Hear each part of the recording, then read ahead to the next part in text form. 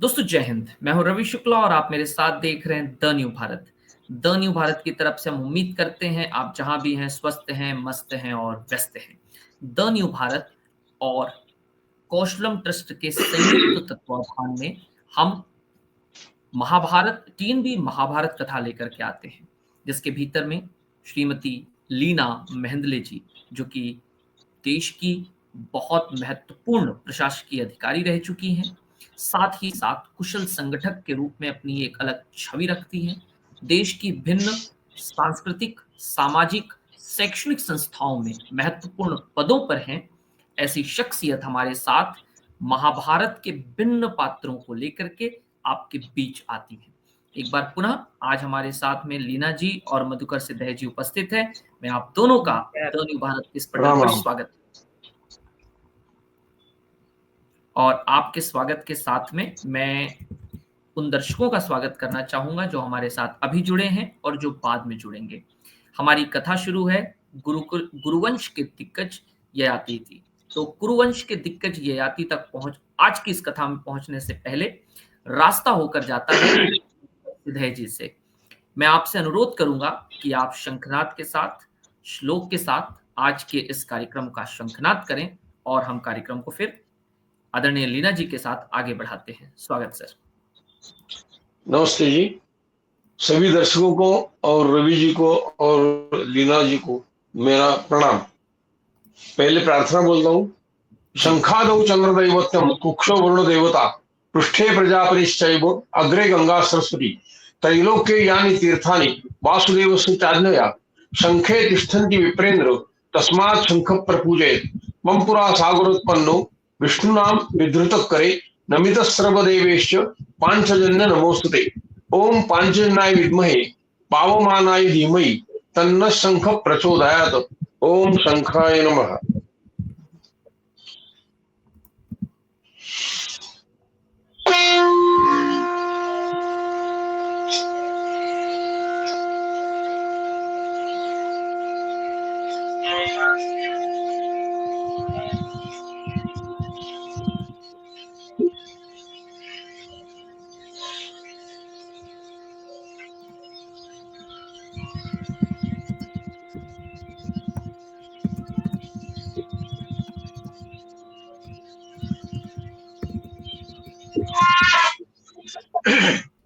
आज का श्लोक है, यदा यदा हि धर्मस्य ग्लानिर्भवति भारत अभ्युत्थानं धर्मस्य तदात्म्यानं सृजाम्यहम् परित्राणाय साधूनां विनाशाय च दुष्कृतां धर्म संस्थापनार्थाय संभवामि युगे युगे।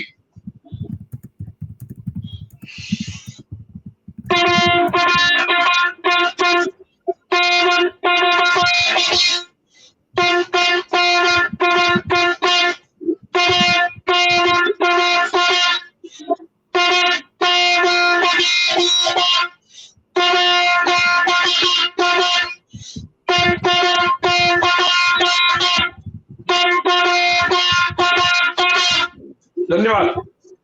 धन्यवाद सर। मैं आप सभी से अनुरोध करूंगा कि इस शंखनाद के उस मुखर स्वर को हर घर तक पहुंचाएं जो इस तरह की कथा में, इस तरह के पात्रों में और महाभारत में रुचि रखते हैं। ये शंखनाद नहीं है, ये आपके घर तक पहुंचने के लिए वो स्वर है जो भावी पीढ़ियों तक पहुंचना बहुत जरूरी है। आइए कथा से जोड़ते हैं और आदरणीय लीना जी को आमंत्रित करते हैं। मैम स्वागत। और आपके सभी दर्शकों को नमस्कार। और रवि, मैं ये बताना चाहती हूँ आपके सभी दर्शकों के लिए भी कि अभी जो हमारा ये महाभारत का पूरा एक मालिका चल रही है जी हिंदी में, तो आज से करीब 7-8 वर्ष पूर्व मैंने ये मालिका मराठी में की थी। करीब 80 या 85 एपिसोड उसमें हुए थे मेरे, संपूर्ण महाभारत के लिए, समग्र महाभारत जिसे हमने, और उन सभी व्याख्यानों में प्रतिदिन हर बार सिद्धय जी आकर के शंख बजाया करते। वाह, क्या बात है। और तब से हमारे मेरे द्वारा या हमारे ट्रस्ट के द्वारा जो भी कार्यक्रम होते हैं उनमें हाँ। सिद्धेश जी अवश्य आकर के अपने शंखनाद से सबको पहले प्रफुल्लित करते हैं, एक अच्छा वातावरण तैयार करते हैं और बहुत बढ़िया। फिर हम अपनी कार्यक्रम का आरंभ करते हैं। बहुत खूब। आज के कार्यक्रम का हम आरंभ करते हैं। धन्यवाद। आपका बहुत बहुत धन्यवाद। तो आज के कार्यक्रम का आरंभ करते हैं गणेश वंदना से और वंदना से। स्वागत मैम। वक्रतुंड महाकाय सूर्यकोटि समप्रभ निर्विघ्नं कुरु मे देव सर्वकार्येषु सर्वदा। सच्चिदानन्दरूपाय विश्वोत्पत्त्यादिहेतवे तापत्रय विनाशाय श्रीकृष्णाय वयं नमः। तो जैसे कि हम कुरुवंश के दिग्गज ययाति उनकी कथा पर हमने आरंभ किया था पिछली बार और उनकी कथा थोड़ी सी लंबी है। इसका कारण अभी आपको समझ में आ जाता है जब हम आज दूसरे भाग की ओर हम आगे चलते हैं। तो हमने पहले देखा कि कैसे जो दैत्य गुरु थे शुक्राचार्य, उनकी पुत्री थी देवयानी जो बहुत ही अति सुंदरी थी और जिन दैत्यों के गुरु शुक्राचार्य थे, तो ये कथानक जिस समय ये घटता है, ये घटना जब की है, तब उनका राजा हुआ करता था वृषपर्वा और उसकी एक अत्यंत सुंदरी कन्या थी जिसका नाम था शर्मिष्ठा।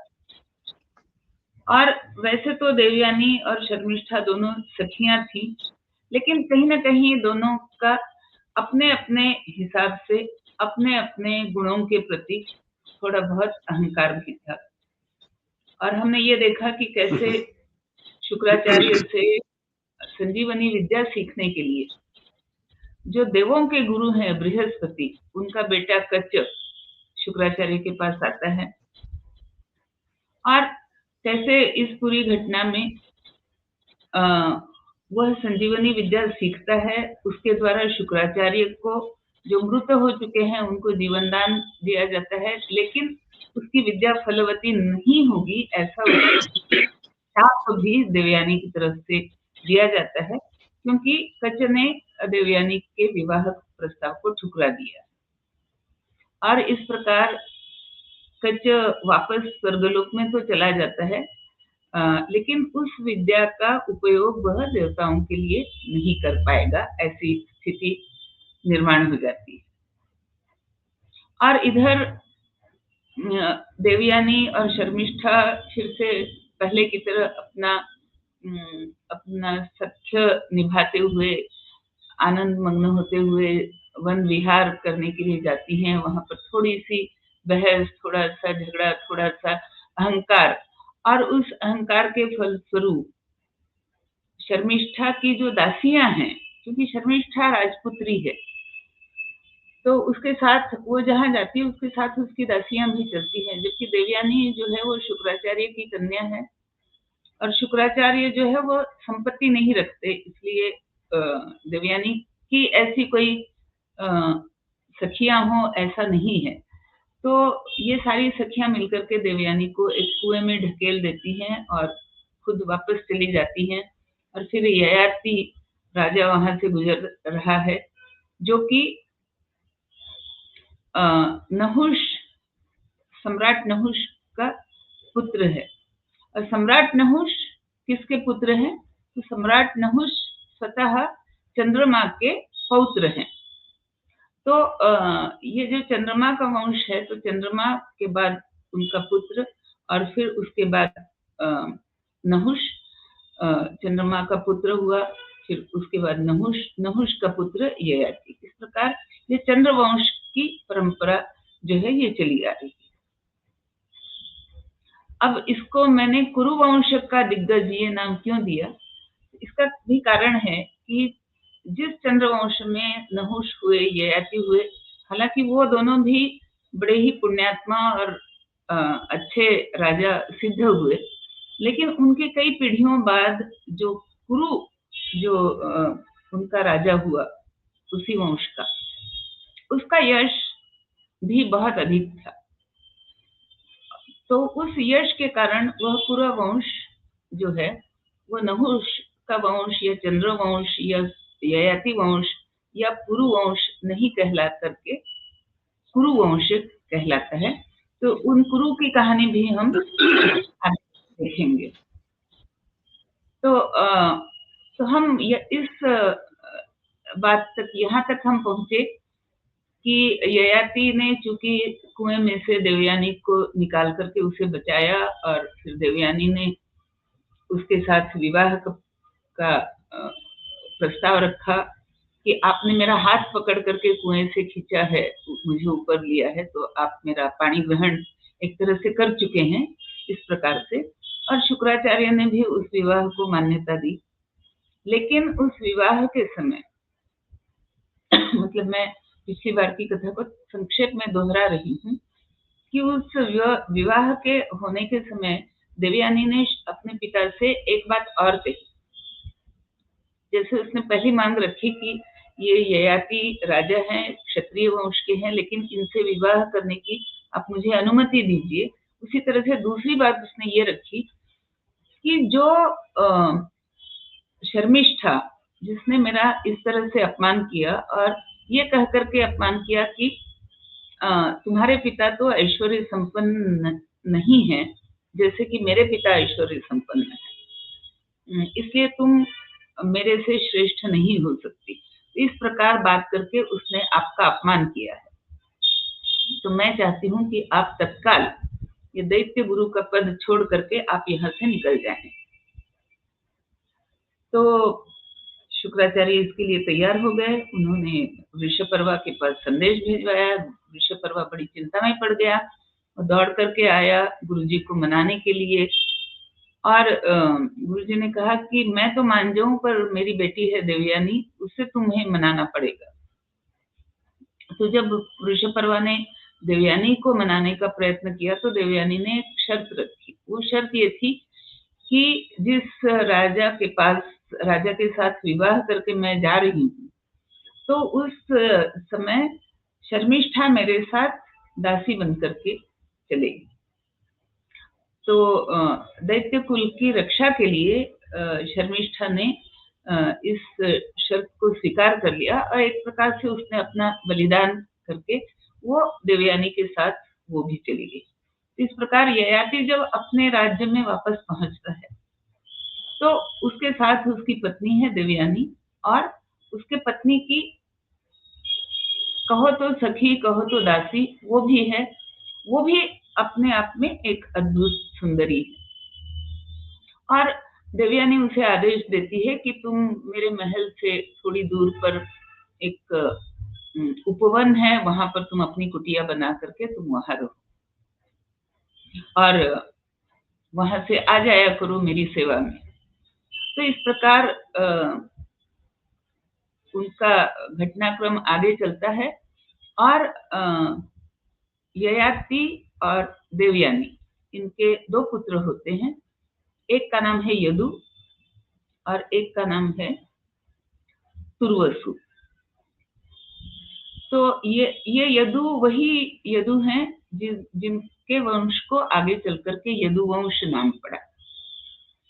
तो एक बार ऐसी घटना होती है कि ययाति अकेले अपने उपवनों में विचर रहे हैं या समझो उनकी देखभाल के लिए या किसी भी बात से वो अकेले उन वनों में जब घूम रहे हैं उपवनों में, तो उनकी नजर शर्मिष्ठा पर पड़ती है और उस समय वो एक अनुकूल परिस्थिति तैयार हो जाती है जब वे राजा ययाति और शर्मिष्ठा आपस में एक दूसरे से बात कर सकते हैं।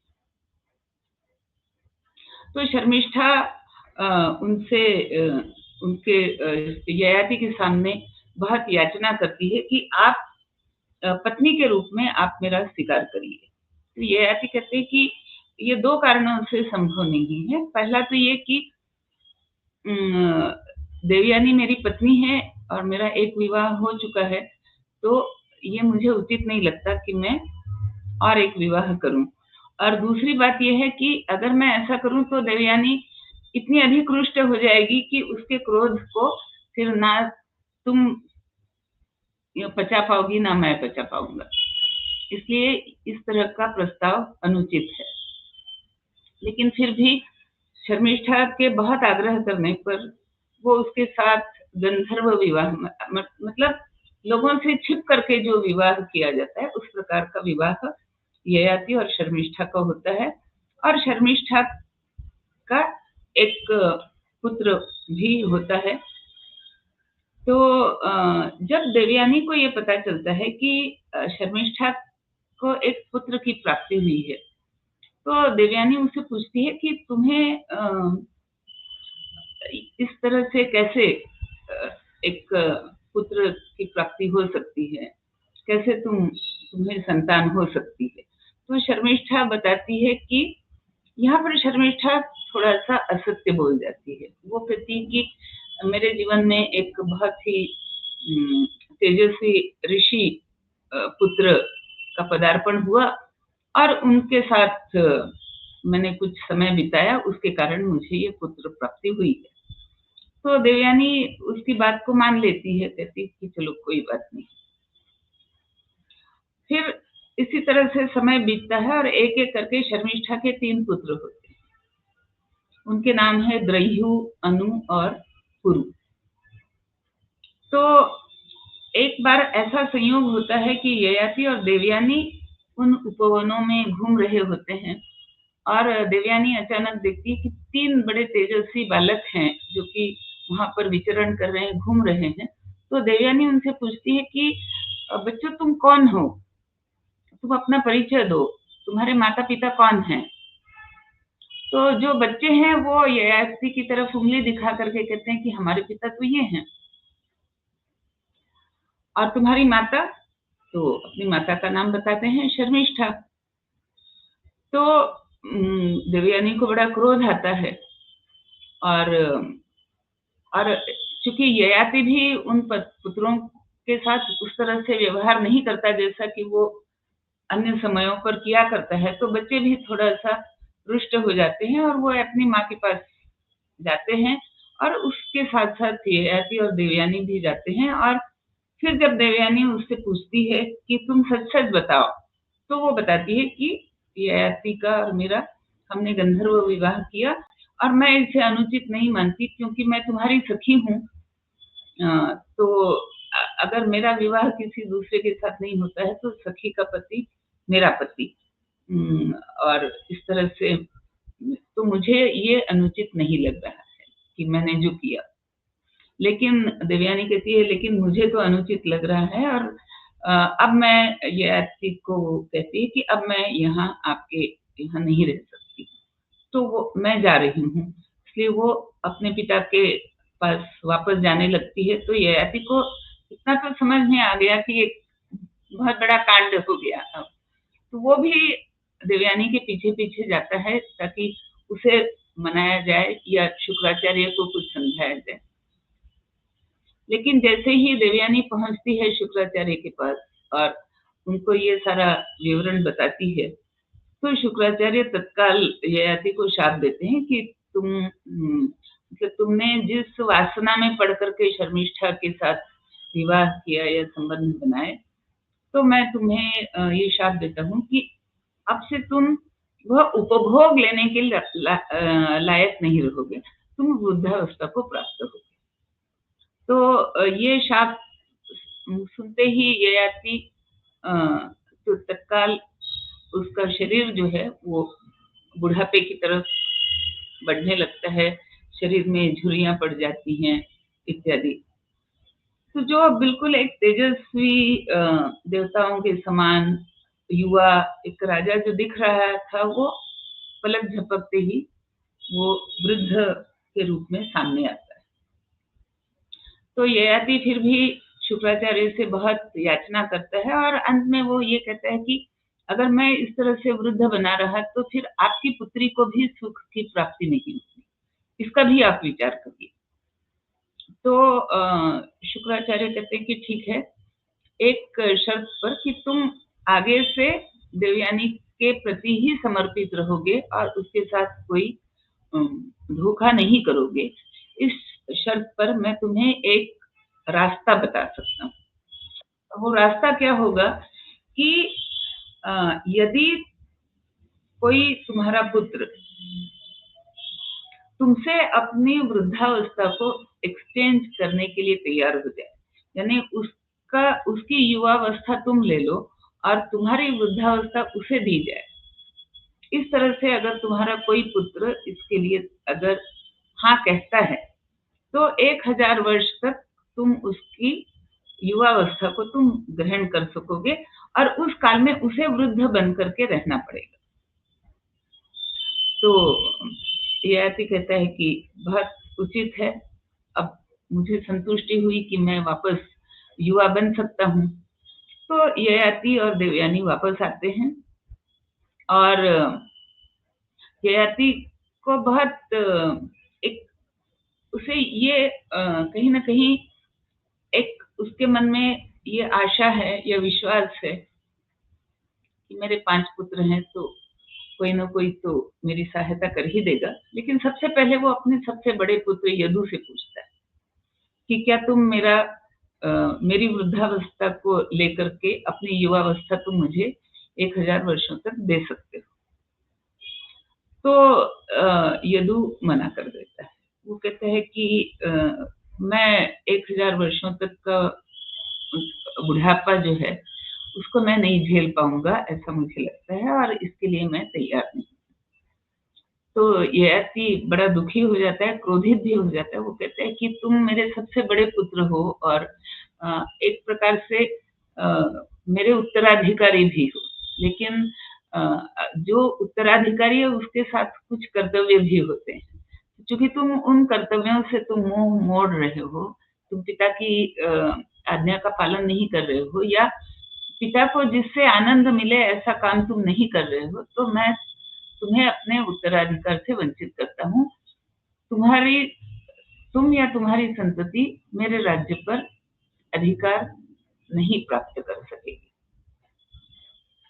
फिर वो एक एक करके बाकी अपने सभी पुत्रों से पूछता है। तो पहले तुर्वसु से पूछता है, फिर तीसरे नंबर पर वो द्रयु से पूछता है, चौथे नंबर पर अनु से पूछता है, और हर कोई उसे मना कर देता है। और वो सबको यही कहता है कि तुम्हें मेरा जो राज्य है उस राज्य से बाहर या उस राज्य की सीमावर्ती जो क्षेत्र हैं मेरे राज्य के, वहां पर तुम्हें राज्य करने का अधिकार मैं दे सकता हूँ, लेकिन जो जिसे हम कहते हैं कि गढ़ या जो एक केंद्र है मेरे राज्य का या उसका बहुत बड़ा भूभाग, उस पर तुम में से किसी को अधिकार नहीं मिलेगा। और फिर वो अपने सबसे छोटे पुत्र पुरु उससे पूछता है।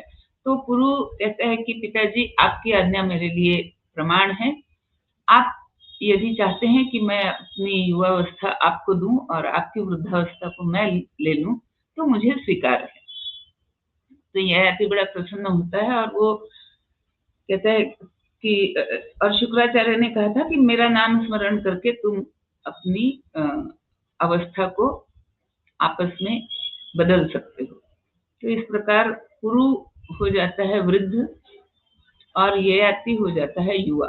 और पुरु ये सोचता है कि इस अवस्था में मैं सब लोगों के सामने रहूं ये ठीक नहीं है, तो वो किसी अज्ञात गुफा में जाकर के तपश्चर्या करने में वो लीन हो जाता है। आगे हम देखेंगे कि यही पुरु जब ययाति के बाद जब वो राजा बनता है तो अब उसका वंश उसके नाम से चलेगा।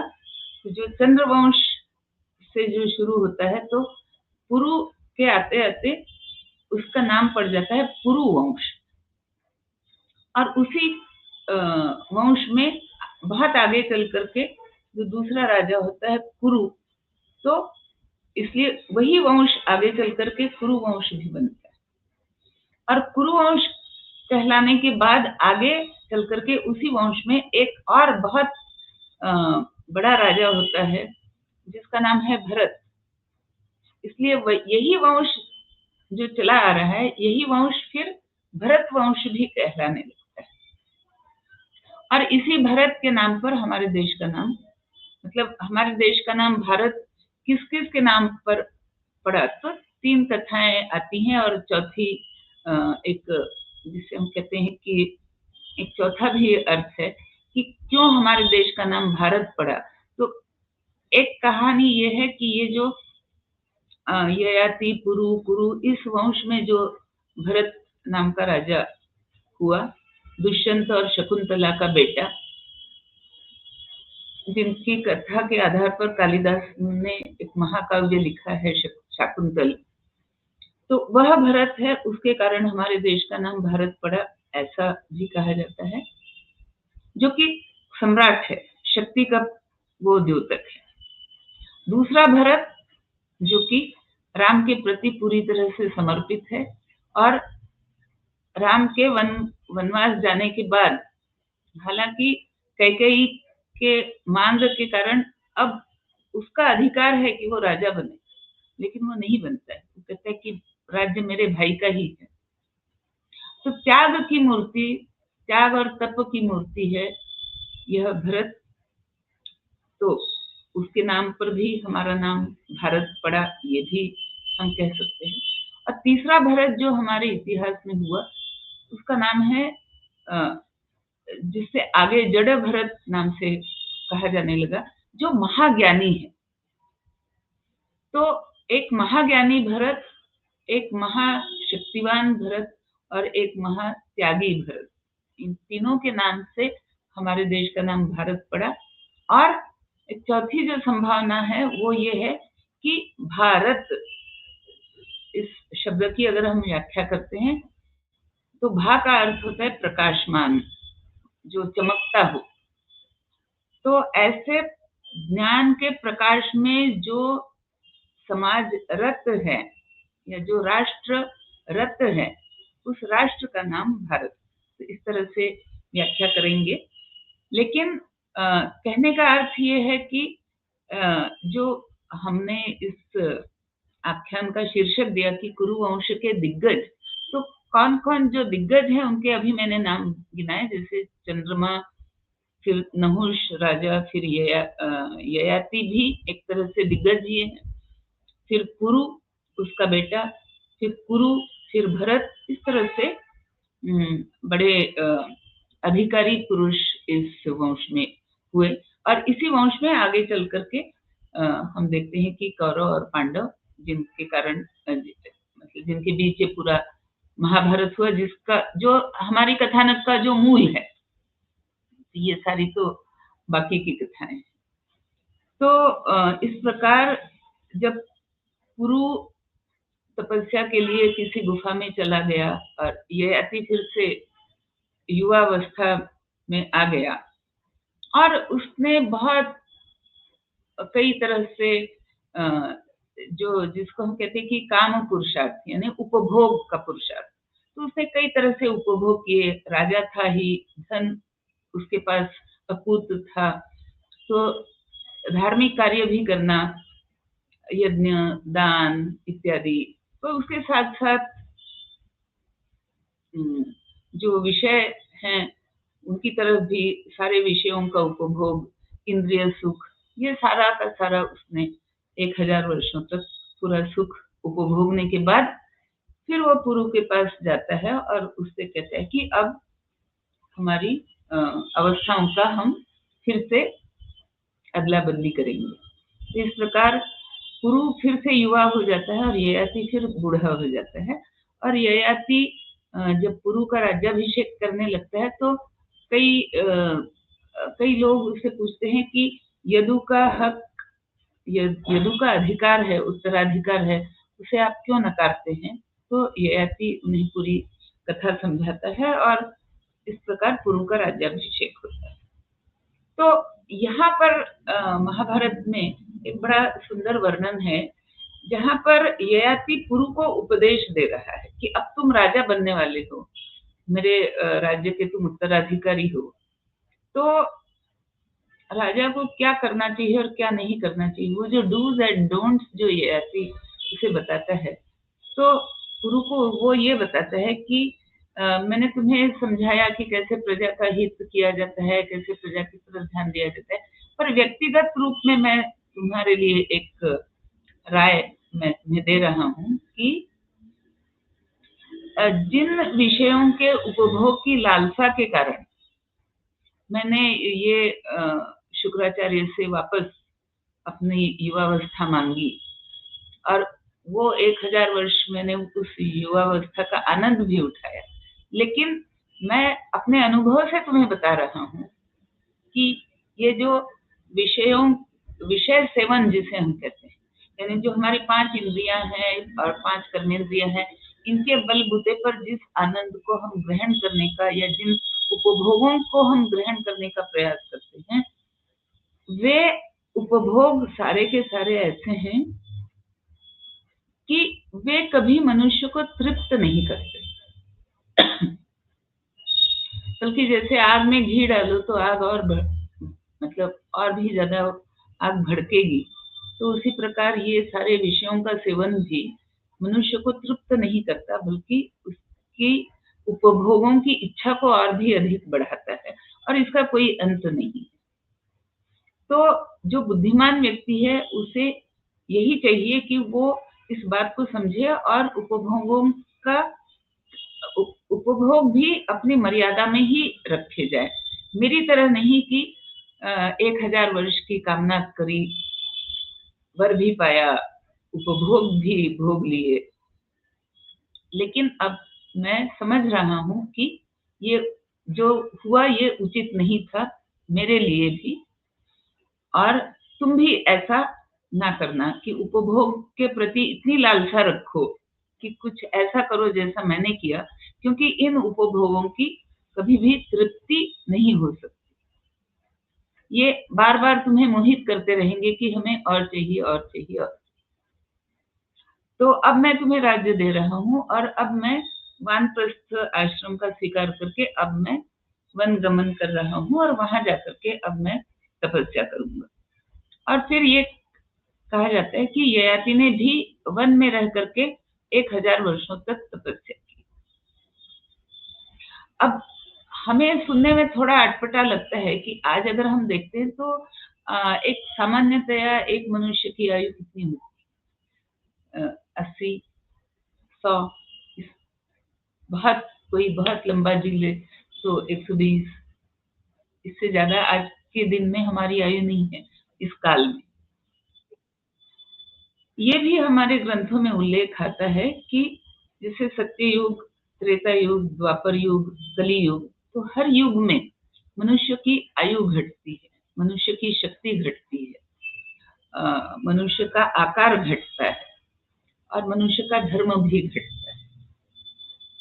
तो इसका अगर हम विचार करें तो चूंकि ये घटना सत्ययुग की है, तो ये संभव है कि उस समय आयु बहुत ही अधिक रही होगी लोगों की। इसलिए हमें कथानक में ये पढ़ने को मिलता है कि ययाति ने पहले तो 1000 वर्ष अपने बेटे की युवावस्था का उपभोग लिया, फिर 1000 वर्ष वो वन में रहा और वहां उसने तपस्या की।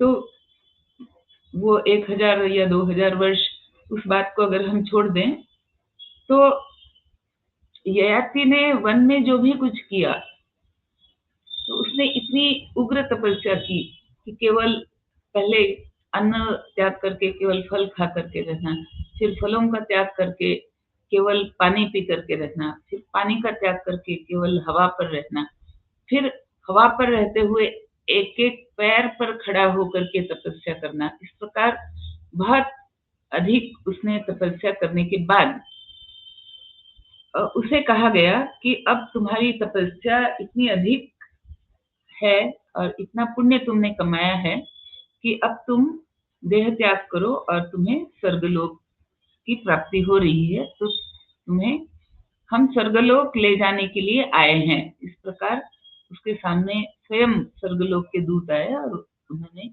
ययाति को स्वर्गलोक में ले गए। तो ययाति का पुण्य इतना अधिक था कि उसे न केवल स्वर्गलोक में वरन ब्रह्मा जी के लोक तक उसे आने जाने के लिए अनुमति थी। तो उसका सभी लोगों, जितने लोग में वो जाता था, जिस जिस लोक में वो जाता था, उस लोक में उसका बड़ा सम्मान हुआ करता था और लोग उससे प्रश्न पूछते थे, उससे वार्तालाप करने में आनंद सबको लगता था, प्रसन्न होते थे। तो कहीं ना कहीं इंद्र को लगा कि भाई ये मेरे से अधिक प्रसिद्धि इसे मिल रही है, जितना लोग मेरा आदर सम्मान नहीं कर रहे हैं या जिससे मेरी तरफ लोग टकटकी लगा करके देखें, उसकी बजाय इसकी तरफ लोग टकटकी लगा करके देख रहे हैं। तो कहीं ना कहीं इंद्र ने सोचा कि इसका कुछ देखते हैं, प्रयास करते हैं कि क्या इसे कुछ भटकाया जा सकता है। तो इंद्र ने उसके साथ वार्तालाप आरंभ की, उससे कई प्रश्न पूछे। अच्छा, तुम्हारा राज्य कैसा था और तुम्हारा ये कैसा था, वो कैसा था, फिर तुमने जो सभी लोकों में अभी भ्रमण तुम कर रहे हो, तो वहां तुमने क्या देखा, ये वो। इस तरह से उसको पहले काफी सारी बातों में लगा करके फिर इंद्र ने उसे ये प्रश्न पूछा। देखो ये कितना ट्रिकी, कितना युक्ति वाला ये प्रश्न है। इंद्र ने पूछा, मुझे ये बताओ कि तुमने जो इतनी गहन तपस्या की है, तो क्या तुम किसी ऐसे व्यक्ति का नाम बता सकते हो जिसकी तपस्या तुम्हारी तपस्या से भी अधिक गहन हो, या कम से कम तुम्हारे जितनी तो हो। तो ययाति ने उत्तर दिया कि नहीं, मैं जितना सोचता हूँ और तुम्हारे प्रश्न के बाद मैं जो देख रहा हूँ, मैं याद करने का प्रयास कर रहा हूँ कि किस किस की तपस्या के विषय में मैं जानता हूँ, तो मैं बहुत ही एक प्रकार से धन्य होकर के ये कह सकता हूँ कि ना किसी ऋषि की, ना किसी मनुष्य की, ना किसी देवता की, किसी की भी तपस्या उतनी अधिक नहीं है जितनी मेरी तपस्या। तो जैसे ही ययाति के मुंह से ये प्रश्न, ये शब्द निकलते हैं, तो इसमें एक तरह से उसका अहंकार ही झलकता है। तो तत्काल इंद्र उससे कहता है कि ये जो तुमने कहा, तो एक प्रकार से तुम्हारा अपना अहंकार भी इसमें झलक रहा है और एक तरह से तुम दूसरों की बुराई भी कर रहे हो, क्योंकि तुम उनकी तपस्या को अपनी तपस्या से कनिष्ठ बता रहे। तो इस बात के कारण अब तुम्हारा पुण्य जो है वो पूरा का पूरा नष्ट हो गया है। तो अब तुम स्वर्ग से वापस, मतलब अब तुम स्वर्ग से तुम्हारा पतन अब हो रहा है और तुम वापस पृथ्वी लोक में जाओगे।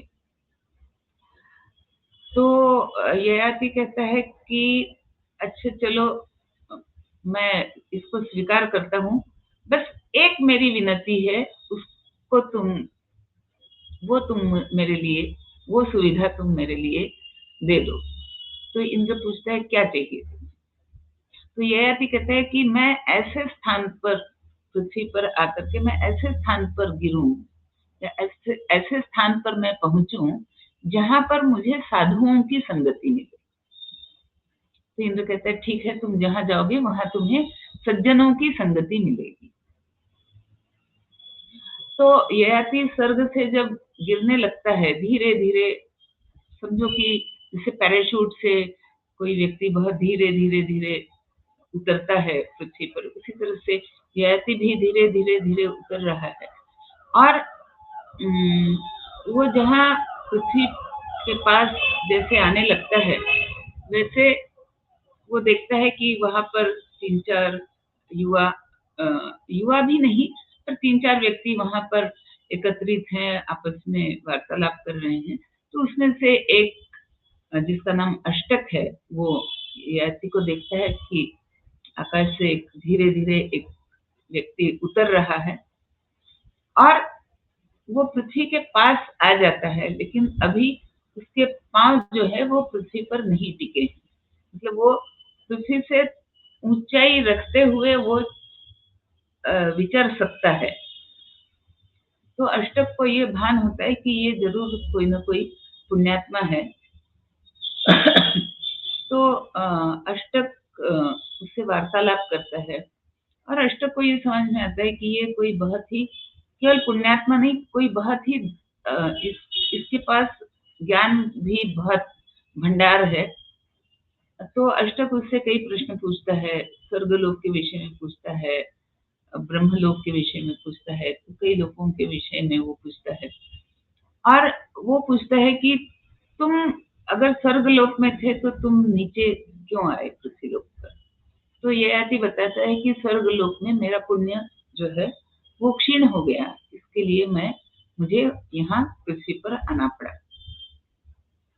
तो अष्टक कहते हैं कि आपका पूरा ज्ञान देख करके मैं इतना अधिक प्रभावित हूँ, और मुझे लगता है कि पृथ्वी और स्वर्ग के बीच में जो अंतरिक्ष है, इस अंतरिक्ष में भी कई दूसरे लोक हैं जो कि स्वर्ग से थोड़े कनिष्ठ माने जाएंगे, पर वे हैं। और स्वर्ग से ऊपर भी कई लोक हैं जो ब्रह्मलोक से कनिष्ठ हैं, और फिर अंततः ब्रह्मलोक है। और मुझे लगता है कि आपको इन सारे लोकों का अच्छी तरह से गहन आपका ज्ञान है। तो आप मुझे यह बताइए कि मेरा जो पुण्य संचय है, तो क्या यह मेरा पुण्य संचय मुझे इनमें से किसी भी लोक का अधिकारी बनाता है? तो ययाति कहते हैं कि हाँ, मैं देख रहा हूँ, मैं देख पा रहा हूँ, उतनी मेरी दिव्य दृष्टि बन गई है कि तुमने जो पुण्य कमाया है उसके कारण तुम इनमें से किसी भी लोक में जाने के अधिकारी हो। तो अष्टक उनसे कहता है कि अगर ऐसी बात है तो मैं चाहता हूं कि आप मेरे से किसी एक लोक का पुण्य आप मेरे से ले लें, और आप पृथ्वी पर वापस आने के अपेक्षा आप उस लोक में चले जाएं, आप मेरे पुण्य को ले लें। तो ययाति कहता है कि मैं एक क्षत्रिय हूँ और क्षत्रिय के लिए दान लेना उचित नहीं है दूसरों से जो अपरिचित हैं उनसे, इसलिए मैं तुम्हारे दान को स्वीकार नहीं कर सकता। तो वहां पर जो लोग थे उसमें अष्टक के अलावा एक दूसरा भी एक तपस्या करने वाला व्यक्ति था, जो वो भी किसी जमाने में राजा की अब वानप्रस्थ आश्रम में आ गया था। उसका नाम था प्रतरदन। तो वो पूछता है ययाति से कि तो आप मेरे विषय में भी बताइए, मुझे भी जिज्ञासा है कि मेरे पास जो पुण्य है, क्या उस पुण्य के कारण मैं भी इनमें से किसी भी लोक का अधिकारी हूँ? तो ययाति कहता है कि हाँ, तुम भी बहुत पुण्यवान हो और तुम भी इन सभी लोकों के अधिकारी हो। तो वो कहता है कि फिर मैं आपसे निवेदन करता हूँ कि आप मेरा पुण्य ले लीजिए किसी भी एक लोक का, और आप उस पुण्य के बदौलत आप उस लोक में जाकर के आप रहें, आपको दोबारा पृथ्वी लोक पर ना आना पड़े। तो इसी प्रकार जो तीसरा राजा है वहां पर कुशीनर, वो भी यही, वसुमान, वो भी यही कहता है, और चौथा राजा है वहां पर शिबी, वो भी यही कहता है। तो वसुमान भी बाकी अष्टक और प्रतरदन की तरह वो भी कहते हैं कि किसी एक लोक का मेरा अधिकार जो पुण्य के कारण मिल रहा है, वो पुण्य आप ले लो और उस लोक में आप। शिवी कहता है कि आप मेरा सारा पुण्य ले लो, आप मेरा सारा पुण्य ले लो, ताकि आप जिस किसी लोक में रहना चाहो आप रह लो। तो ययाति कहता है कि मैं तुम्हें भी वही उत्तर दे रहा हूं जो मैंने इन तीनों को दिया है, कि मैं किसी का दान स्वीकार नहीं कर सकता। तो ये उन पांचों का वार्तालाप चल ही रहा है, तब तक दो बातें होती हैं। एक तो वे देखते हैं कि स्वर्गलोक से 5 दिव्य रथ नीचे उतर रहे हैं, और दूसरी बात वो ये देखते हैं कि एक बहुत ही वृद्धा तपस्वी महिला वहां पर आ जाती है, तो और वो इन सारे लोगों को देखती है और वह उन्हें पहचानती है, और वो अष्टक से कहती है कि अष्टक, तुम नहीं जानते कि ये कौन है, तुम लोग सभी मेरे पुत्र के समान, मतलब मेरे ही वंश से जन्मे, मेरे पुत्र पौत्र इत्यादि तुम हो, और ये जो है ये मेरे पिता हैं। मतलब हमारे जो 5 भाई हैं, उन भाइयों के अलावा ययाति की एक पुत्री भी है जिसका नाम माधवी। तो माधवी कहती है कि ये मेरे पिता हैं और तुम मेरे पुत्र या पौत्र हो, तो तुम संबंधी हो आपस में। और इसलिए वो ययाति से कहती है कि आप अन्य किसी से उनका पुण्य दान में नहीं ले सकते हैं, लेकिन ये आपके ही वंशज हैं, बेटी की तरफ से, लेकिन आप ही के वंशज हैं, तो आप इनका पुण्य ले लीजिए और आप वापस स्वर्ग जाइए। मैं भी नहीं चाहती कि आपको पृथ्वी पर वापस आना पड़े। तो ययाति बहुत प्रसन्न होता है और वो कहता है कि आज से मैं घोषणा करता हूँ कि पुत्री के जो वंशज होंगे, पुत्री की तरफ से जो संतति होगी, उस संतति को भी, यानी उसको संस्कृत में दौहित्र कहा जाता है, तो दौहित्र संतति जो है उसका भी वही अधिकार होगा अपने पूर्वजों के पुण्य पर, जैसा उसके पुत्र के द्वारा जो उसकी वंशावली चलती है, उससे जो अधिकार होता है वही अधिकार दौहित्रों को भी होगा। ये मैं आज से नया नियम घोषित करता हूँ। और ये जो 5 रथ आए हैं, ये किसके लिए है? तो माधवी कहती है कि ये आप 5 के लिए ये रथ आए हैं और आप इनसे विदा होइए, आप अपने अपने लोक में जाइए या कहीं भी जाइए। पहले तो ये 5 रथ आपको स्वर्गलोक लेकर के जाएंगे। तो और वो अपने पिता को भी विदा देती है, अपने बच्चों को भी विदा देती है, और इस प्रकार सारे रथ आकाश की ओर वापस जाने लगते हैं। तो उसमें शिवी का रथ जो है वो सबसे आगे निकलता है। तो बाकी तीनों ययाति से पूछते हैं कि हम 5 एक साथ निकले हैं और ये सोचा जा सकता है कि हम 5 एक साथ स्वर्ग में पहुंचेंगे, फिर ऐसा क्यों कि शिवी का रथ हमसे आगे निकल पा रहा है और अधिक तीव्र गति से जा रहा है। तो ययाति कहते हैं कि तुम तीनों ने मुझे जो पुण्य मतलब प्रदान करने की बात कही थी, किसी एक लोक का पुण्य आप हमारा ले लो। लेकिन शिवी ने क्या कहा, आप मेरा सारा पुण्य ले लो, चाहे जिस लोक में आप रहना चाहो आप रह सकते। तो इस कारण वो जो दान है उस दान की श्रेष्ठता अधिक है, इसलिए शिवी हम सबसे आगे निकल रहा है। तो ये सारा मतलब ययाति का जो कथानक है वो यहाँ पर आकर के समाप्त हो गया। लेकिन हमें इससे सीख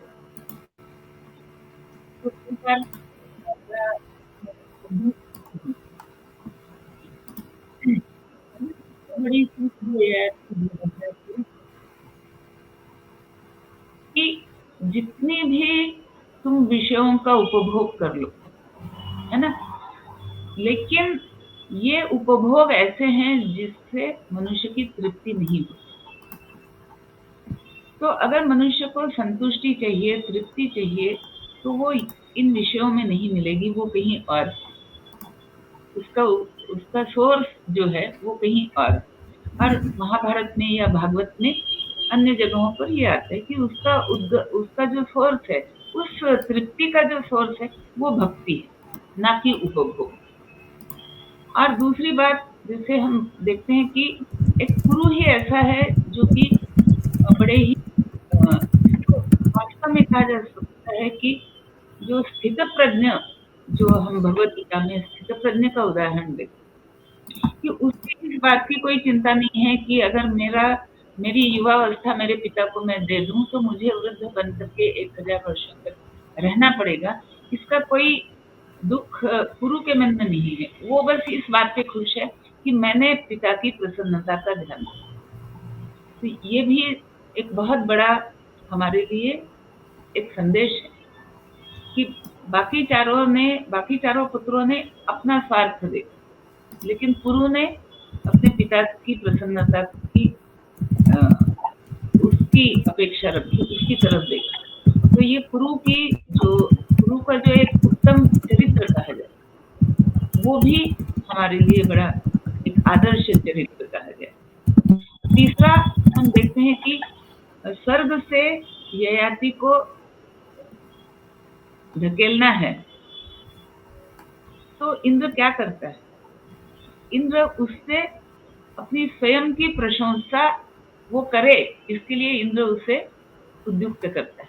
और ययाति भी जिस अहंकार से कहता है कि मैं अपनी बराबरी की तपस्या किसी दूसरे ऋषि, मुनि, मानव, देवता किसी की नहीं देखता हूँ, तो एक तरह से वहां भी उसका एक अहंकार ही है। मतलब भले ही ये सत्य हो कि उसकी वास्तव में उसकी तपस्या बाकी सबों से श्रेष्ठ है, लेकिन अगर मनुष्य अपनी प्रशंसा स्वयं करे तो तत्क्षण उसका पुण्य जो है वो क्षीण हो जाता है।